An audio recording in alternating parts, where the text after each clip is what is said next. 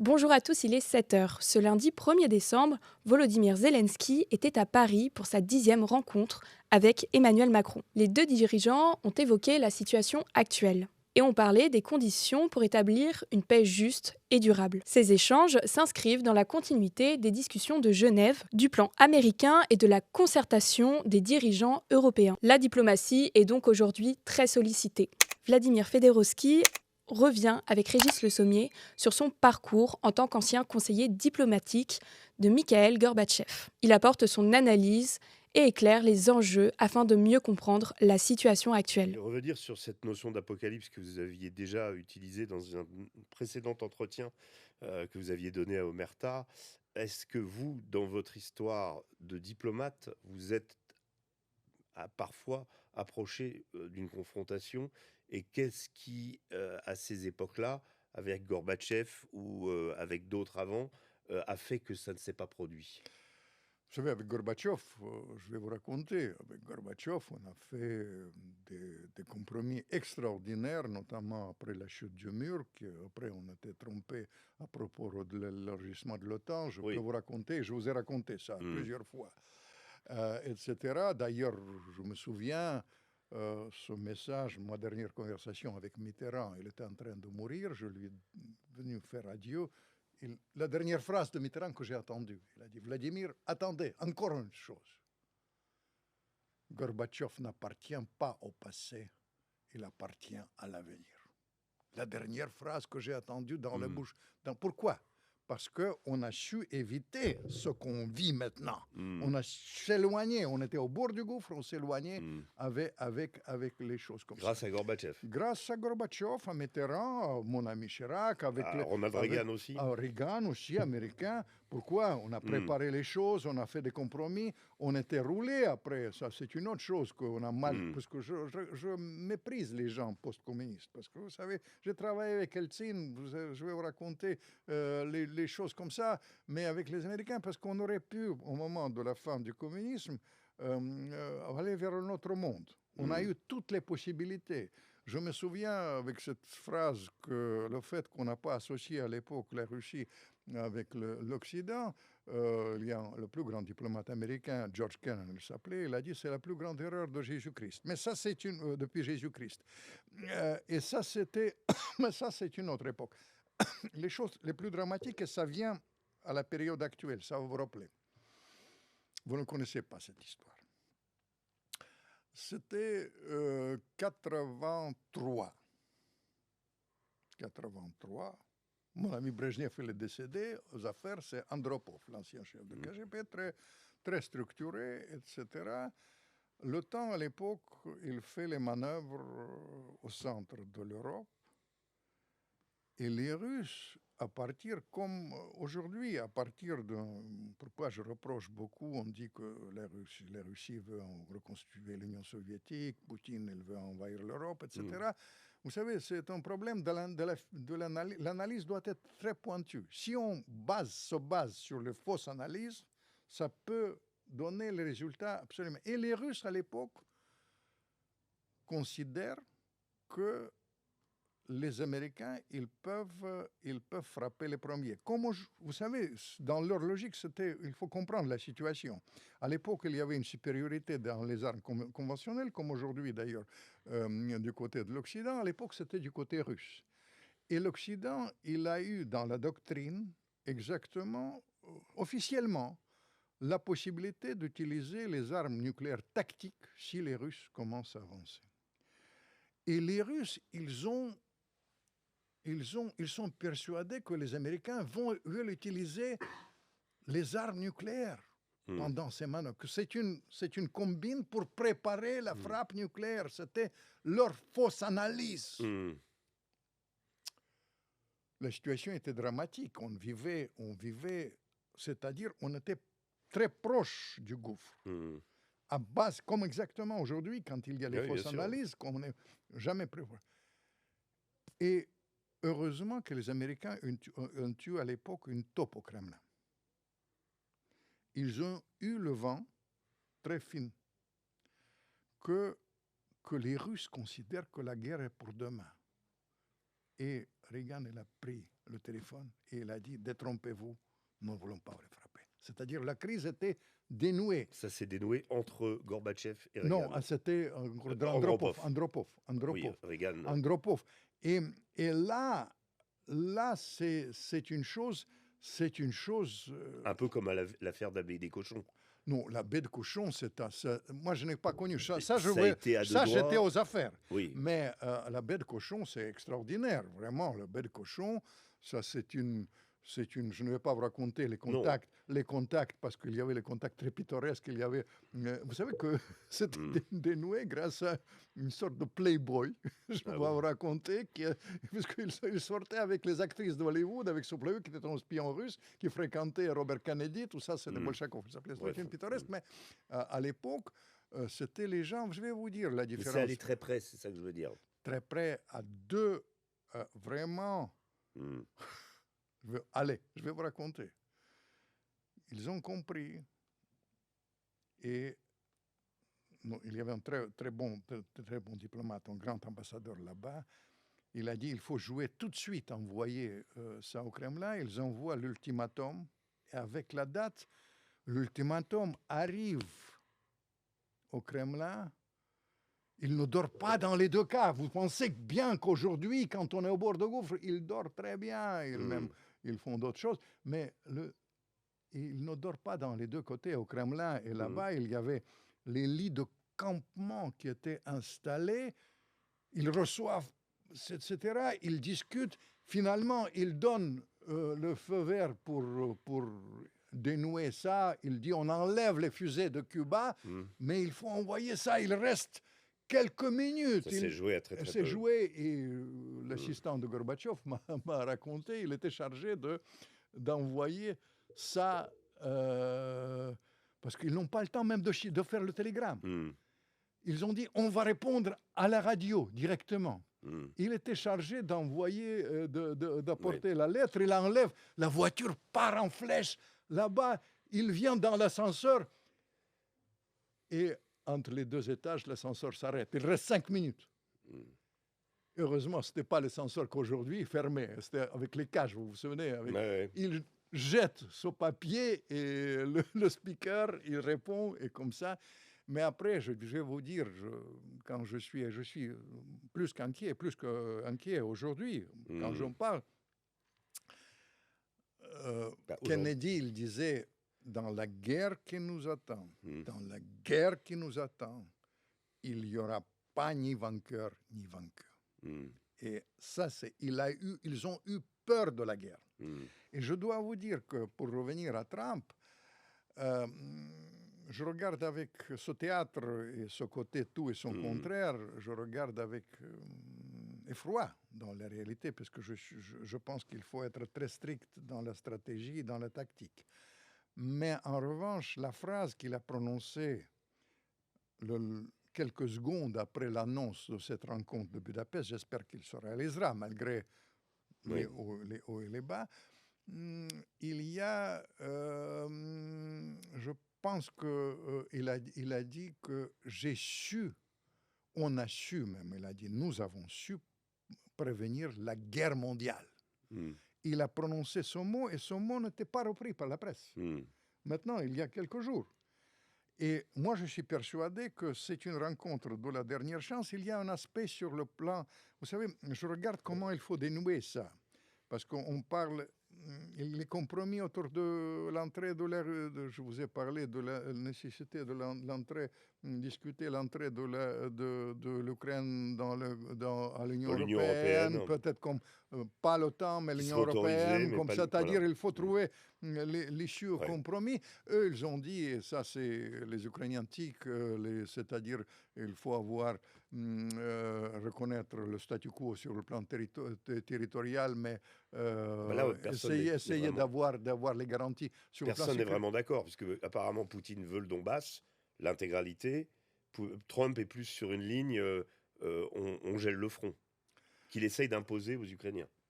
qu'il essaie de les Ukrainiens ne sont pas d'accord, mais les Ukrainiens sont dans la situation dramatique. Bien Détrompez-vous, sûr, parce mais il ne faut pas qu'on répète hmm. des trucs propagandistes de deux côtés. Je ne vais pas approfondir Et- les choses dramatiques sur le plan de l'Ukraine, mais il y a un aspect sur lequel je voudrais introduire, et ça, hmm. personne n'en a parlé ici, et je voudrais bien qu'on sache ça. La situation est dramatique aussi sur le plan des accidents nucléaires là-bas. Et ça, c'est une chose, C'est-à-dire, je vais vous dire, vous savez, il y a 15 réacteurs nucléaires en Ukraine non sécurisés, nucléaire civil. civils. Vous parlez d'Energodar, vous parlez de courses, Absolument, mais je du parle... jeu des combats non, autour des centrales. ça, c'est un aspect qui est effrayant, parce qu'au début, vous savez, cette opération, c'était j'ai prédit ça dans un de mes livres, comment ça va se terminer à course. Parce que le but, c'était de prendre cette station avec... Fait. Vous le connaissez. Kurchatov. Mais je voudrais... Et Kurchatov, c'est aussi un centre d'essai nucléaire. nucléaire. Mais je parle de la station de Zaporozhye. Hmm. Et ça, Donc, c'est une... Energodar. Vous savez, je vais vous dire, la situation aussi peut être... négociations peuvent être presque... là, c'est l'intérêt vraiment de tout le monde. Hmm. Et ça, il faut qu'on arrête, parce que la situation est dangereuse. Maintenant, Mais- plus que jamais, il y a là-bas 6 réacteurs, il y a 4 réacteurs qui utilisent, disons, l'uranium venu des États-Unis, et l'autre deux réacteurs encore les soviétiques. Hmm. Mais aujourd'hui, ces 2 réacteurs, il faut, vous savez, pour le refroidissement de l'eau et pour son fonctionnement plus ou moins sécurisé, puisque c'est quand même le front là-bas de station, il faut avoir l'électricité. L'électricité maintenant est coupée. La situation, vous savez, c'est complètement dingue. Ça peut être, vous avez vu Tchernobyl, ça va vous paraître un paradis, Tchernobyl. Tchernobyl, si ça pète là-bas. Vous comprenez, tout ça, c'est une chose. Mais Et ça, ça, c'est dans les termes de l'accord, ça a l'air d'être à peu près acquis. C'est-à-dire que les Russes vont conserver la souveraineté sur la centrale et ils pourraient redistribuer de l'électricité à l'Ukraine. Mon C'est cher, pas mais le- il c'est faut pas le- gérer ça dans les jours qui viennent. Absolument, vous avez raison. C'est pas le problème le plus crucial Non, mais vous dans savez, le plan Trump, en tout cas. mon cher, il faut, dans les négociations, il Maintenant faut qu'il y ait des combats autour, c'est toujours un problème. commencer par les choses qui sont réalisables. Oui. Et il faut passer étape par étape vers les choses comme ça. Ça peut être un prétexte de la rencontre entre Poutine Bien sûr. et Trump, parce que vous savez, sur le plan structure, je vais vous dire une chose, ils ne savent pas, vos collègues ne disent pas assez. Les contacts sont quotidiens, heureusement d'ailleurs, secrètes, quotidiennes. Hmm. Il y avait, à mon sens, d'après mes informations, il y avait beaucoup plus de coups de fil entre Poutine et Trump. Certains ne sont ça a pas été dit. que c'était dit, les choses comme ça. Mais vous comprenez, dans la structure, ce qu'il faut maintenant, c'est d'essayer d'arrêter cette tragédie, pour moi, énorme, d'ailleurs, qui n'est pas l'intérêt, sur ce plan-là, éviter Deux personnes. de personnes. Et je veux vous dire, et éviter cette escalade de tous azimuts, parce que si les Américains sont là, les Anglais continuent à dire on va vous envoyer, etc. La réponse avec Oreshnik, ça peut donner les choses comme ça. Ça me rappelle réellement. On a parlé de mon époque avec Andropov et de la crise de Cuba, mais vous savez, ça me rappelle la situation pendant la à la veille de la Première Guerre mondiale. L'enchaînement, l'escalade. L'escalade, et puis l'escalade, tout ça. L'engrenage. L'engrenage, et après, ça c'est... Ça Mais dérape. on peut noter quand même que, de ce point de vue, si on parle de la menace nucléaire, c'est quand même essentiellement les Russes qui la brandissent depuis le début du conflit.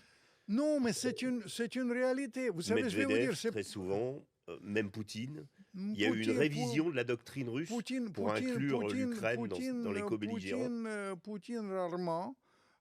Medvedev, c'est son rôle. Mais vous savez, détrompez-vous. Karaganov, vous connaissez Oui. ce scientifique qui est un grand président aussi de conseil de la politique intérieure, un grand scientifique, son rôle, lui, il est beaucoup plus structuré et il explique ça. Vous savez, je vais vous dire, il faut comprendre que la situation, c'est lié avec l'analyse militaire de la situation.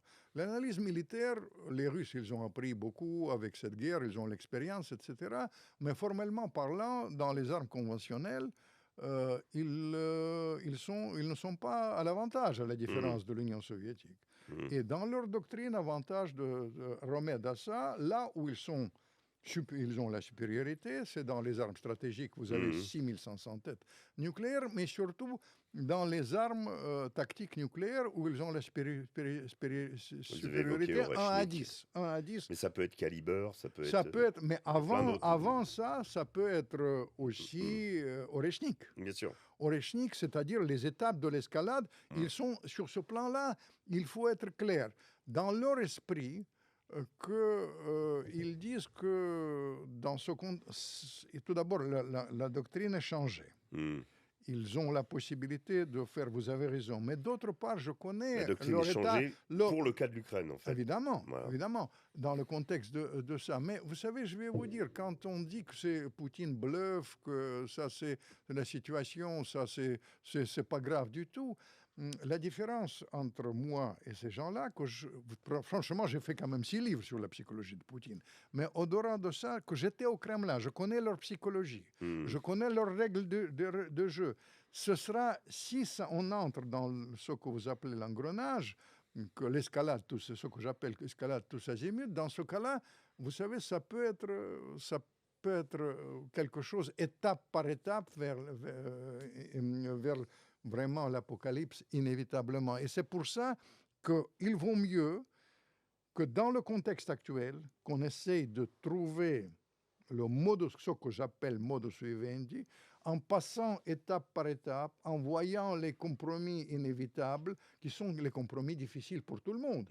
Poutine face à l'armée, il doit gérer l'armée, ce qui n'est pas évitable. Zelensky, il doit, quand même, il joue son destin, soyons très clairs. Mais même pour et l'Ukraine, son existence. Évidemment, l'Ukraine, son existence. Mais avec mes origines ukrainiennes, je tiens à vous dire, plus on règle ça rapidement, plus ça a la chance pour l'Ukraine, après, de se reconstruire et d'exister tout simplement.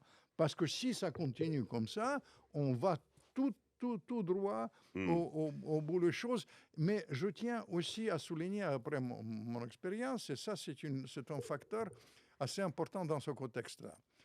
Vous savez, dans la diplomatie, il y a une alchimie très particulière. Je dois vous dire, l'alchimie, ça joue un rôle, le côté personnel. Ce que Trump, il est persuadé qu'il est le meilleur diplomate, peut-être, et peut-être il aura son prix Nobel, que Dieu soit loué comme ça. Mais je tiens à vous dire que ce qui est incontestable, qu'entre Poutine et Trump, ça marche. Et ça, c'est une chose, il y a ce côté bizarrement pragmatique chez les deux.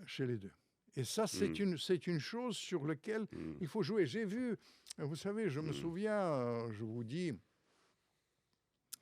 dans les choses, comment ça s'est passé entre Mitterrand et Gorbatchev, entre Gorbatchev et Bush, il y avait des choses qui ont été obtenues grâce à ce côté inexplicable, psychologique,